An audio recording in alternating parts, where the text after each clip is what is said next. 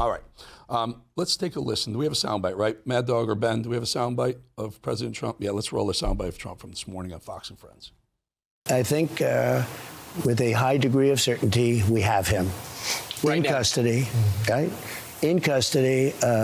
Everyone did a great job. We worked with the local police, the governor. Everybody did a great job. Father went to a U.S. Marshal, who was fantastic, by the way. And the person was involved with law enforcement, but was a person of faith, a minister. And brought him to a U.S. Marshal, who was fantastic. And the father convinced the son, this is it. And again, I'm always subject to be corrected, but you know, I'm just giving you based on what I'm hearing. Yeah, like I said, that was President Trump this morning at Fox and Friends saying that they believe they have Charlie Kirk's murder. Joining me to discuss the latest on Charlie Kirk's assassination is the acting chief executive officer at the United States Agency for Global Media, Kari Lake, who has posted on X that not even his death can stop the seeds that Charlie planted from growing. Kari Lake, thank you for joining us. My dear Kari, these circumstances are rough, a lot of broken hearts, certainly around here. Arizona, Charlie lived in Arizona, you're in Arizona. And you give your reaction, and we'll dig a little bit deeper into, you know, what we 48 hours or so after the assassination. But just give us your first reaction. We're so proud to say that Charlie is in Arizona. And even though he's born in Chicago, Arizona has a lot of transplants. And I believe that Charlie Kirk is Arizona's favorite son. And we're proud of him, and we're proud of what he accomplished, what he built in Arizona. And it may have been, started in a small garage in Chicago. He moved it to Arizona. But this is worldwide. This is worldwide. Charlie Kirk not only is a political icon for what he accomplished in especially waking up a young generation and frankly their parents and grandparents, but more importantly, what he did as an evangelical. He never planned to become an evangelical, but his faith was so strong. He and Erica's faith was so strong that he started to work to spread the good news of the gospel. And as he did that, more and more people were showing up, and he brought so many people either back to their faith or for the first time had them opening a Bible and professing their love for Jesus. And I was talking to a friend of mine who was involved in the transition team for this administration. And Charlie was very active in the transition team as well. And as they were working really hard trying to build President Trump's administration, Charlie was in the room with him, and he said, I wrote it down. He said to my friend, "Hey, Colton, do you know that Jesus is your Lord and Savior?" And Colton said, "Well, yeah, of course I do, Charlie." But he was always looking to make sure that souls were being saved, because what really matters is that moment, as he said, when you have that final judgment. And I believe that moment when Charlie met God, met Jesus, that it went well for him. Mm-hmm. And so Charlie's legacy is massive. It's massive when it comes to this political movement turning point. It's only going to grow bigger and stronger. What he's left when it comes to bringing people back to faith is something we could never measure. And then his two children are his legacy. His little daughter, Gigi, and his son, who's just turned 1. Beautiful pictures of Charlie with his kids, and his wife, his amazing wife, who we all love, Erica. That is the legacy that he will leave. And I know that even though they're so young and they may not have a lot of memories of their dad, there will be so many people around them constantly reminding them how incredible and important their father was and how much he loved them. All right, let's turn to, we have a soundbite with Kash Patel and the governor of Utah. I believe it's the governor. Can you roll that soundbite, please? At approximately 8 p.m., where at my direction, the FBI released a never-before-seen video of the suspect. We also released new images to the public of the suspect. And just last night, the suspect was taken into custody at 10 p.m. local time. In less than 36 hours, 33 to be precise, thanks to the full weight of the federal government and leading out with the partners here in the state of Utah and Governor Cox, the suspect was apprehended in a historic time period. And so the way it went is Trump this morning on Fox and Friends announced that they had a suspect in custody. No one had heard that before. There was supposed to be a press conference at 9 o'clock. That was delayed because Trump stayed on with Fox and Friends. Past that, they waited. And then they announced the suspect is, I'm not even going to say his name, is a 22-year-old male There he is right there. That's the guy. And now it is the task of finding the motive, Kari. And this is the real, and for me, I was here, we did this live. We delivered the horrible news live right here on this show about 4:15 or so on Wednesday. For that man to get away that fast, it just felt like there were more than just one deranged lunatic with a rifle. It felt like there was more people involved. What are your sense? What are your thoughts? What are you hearing? If there were more than one person involved in this, whoever took out the life and took Charlie from us seemed to be a trained sniper, somebody who was very good with a weapon, who knows how to operate one. And so I don't know any particulars other than what we are hearing from Cash and the investigation, and I wouldn't even want to speculate right now. But I do know that the constant name calling that has been happening, calling Charlie and his followers and frankly MAGA folks who love our country Nazis and Hitler and racist and xenophobic and you name it, that affects people, especially young minds. It starts to seep into young minds and they start to build hatred. And Charlie didn't have a hateful bone in his body. He wanted to debate. I mean, I can't think of anything less violent than talking and debating. And, so I think the tone coming from the other side has been so vicious that it's affected so many young minds. And I don't know what was going on in this young person's mind, but it must have been filled with absolute darkness and hatred. And that's heartbreaking for me because I don't want to see any young person filled with that kind of hatred. So, and I posed this question Wednesday when this happened. By the way, I'm on the board of TPUSA, and I'm just livid. I'm sorry. I'm pissed. I'm not grieving right now. Stages of grief. I just fast forward right to anger, and that's where I'm sitting. And I think whoever did this, if the motive was to change history by taking out a very a man who's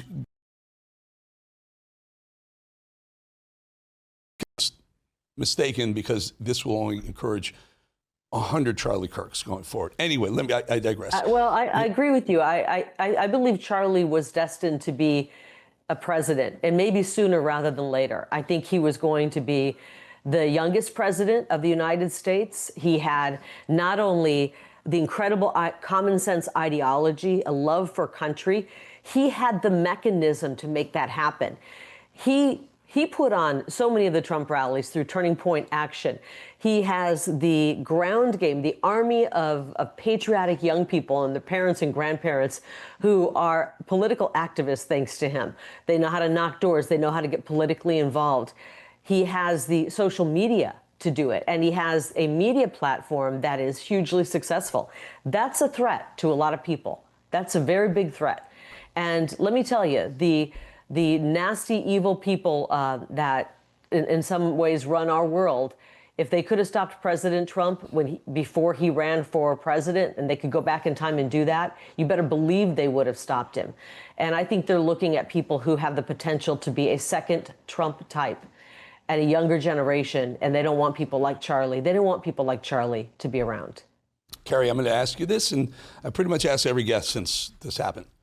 How can we coexist when one side would rather murder and eliminate the other side than to have a respectful, elevated debate about the things and the way the country should go? How are we supposed to coexist with that side? Well, what we do is we don't let them shut us up. We don't let them silence us. These people who are cheering at Charlie's assassination are depraved and despicable. Their soul is gone. And so we don't let people like that silence us, keep us from loving our country and doing what's right. We can never allow that to happen. And so I think, trying to kumbaya with somebody who has such a dark soul like that is wrong. We have done nothing wrong. This movement is built on love for country. It's built on love for one another, and it's built on a patriotism. And there is not a darn thing wrong with that. The people who've been messaging and falsely messaging us and saying that we're hateful and we're were bad people. That is where the problem lies, and that's got to stop. And that's the legacy media who has been trying to make President Trump, people like Charlie Kirk, even myself, non-persons, just try to create such a false character assassination by putting out false, personality traits that don't exist to make people hate the MAGA movement is disgusting, and it's got to stop. All right, let's do this, Kari. Can you stay with us for the break and come back, and we'll talk a little bit more about the aftermath of what's going on. All right, folks. Kari Lake will come back with us after the break. We'll be back 2.5 minutes. Everybody needs to pray for Charlie Kirk right now. He is a voice of reason out there that has been gunned down for daring to be an American, to tell the truth, to believe in free speech, and to believe in this country. Charlie loves his family dearly. He loves his country dearly. Please pray for the Kirk family. This is a really devastating thing that happened. We must all pray for Charlie Kirk, who has been shot, a great guy from top to bottom. God bless him. He believed strongly that we could solve a lot of our differences with just a good old-fashioned conversation. He was shot for speaking the truth. He was shot for speaking his mind. He was shot for defending the Constitution. John Solomon's reporting on Just the News that he's passed. Yes, is this what I'm hearing? Yes, can I get it here? Yes. Yes, yes. My prayers are for Erica, for her children, for his family. I pray that his parents would feel that presence of the Lord that only the Lord can fill. We cannot let all the great things that Charlie Kirk did be wasted because of some act of violence. He didn't hate people. He didn't even hate liberals. He just hated intolerance. And it is a painful irony that he may have died at the hands of some intolerant person. He was fighting not just for his own young children, but for all of our children. When America needed a hero, God sent us a Charlie Kirk. Charlie Kirk is a casualty of the political war going on in this country. He was gunned down in cold blood. Gunned down in cold blood. And you have to have steely resolve about this.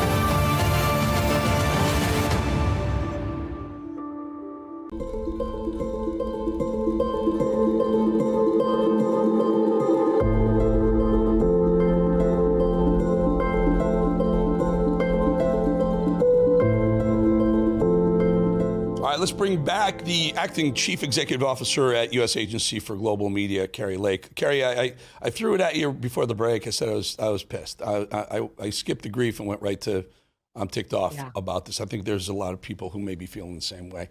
And I'm with you. I'm with you on that. I know, but I'm hearing so many people on our side saying, well, they win if we get too mad. I'm not suggesting violence. I'm suggesting the left is all about being violent. They're the ones who are killing conservatives and saying, oh, but the guns, right? Immediately. Meanwhile, it's always the Democrats. How do we do something in between with not exacerbating violence, but we don't walk through life like, if you keep letting them do it to us, they're going to keep doing it to us? Well, you're right about the violence. Antifa, I mean, we've seen our streets burned down. We saw our businesses burned down, churches burnt down, statues toppled. BLM, the Black Lives Matter, was only about was actually a very racist thing to say Black Lives Matter, all lives matter, and we saw the violence there. We saw the violence all the time, and so much of that was just rent a mob that the Soros folks paid for. And I think I think with President Trump in office, we are doing what we have to do to stop that violence. He's stopping violence. He's deporting people who are here illegally.